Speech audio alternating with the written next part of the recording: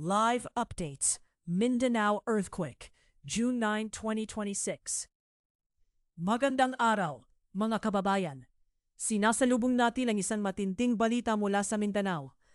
Isang makapangyarihang lindol ang yumanig sa rehiyon kaninang umaga at patuloy na umuusad ang mga pangyayari. Ang magnitude ng lindol ay nasa 20.2 na nagdulot ng matinding takot sa mga residente sa mga pangunahing lungsod katulad ng Davao at General Santos.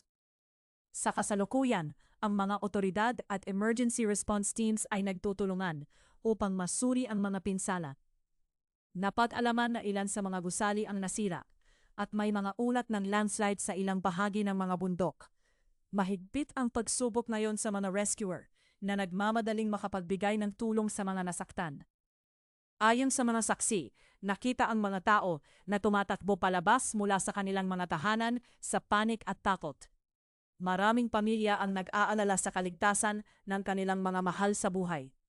Kasalukuyan ring isinasagawa ang evacuation sa mga mas mataas na lugar upang mas mapanatili ang kaligtasan ng mga tao. Makikita sa mga larawan at video na lumalabas sa social media ang malalaking crack sa mga kalsada at ang hindi maikakailang epekto ng naturang lindol sa mga komunidad. Sa mga ganitong pagkakataon, ang pagkakaisa at pagtutulungan ng bawat isa ang susi upang malampasan ang krisis na ito.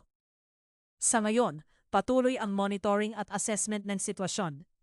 Ipinapaabot ng mga lokal na pamahalaan na manatili sa lugar ng evacuation at huwag bumalik sa mga apektadong bahay hanggat hindi pa ligtas.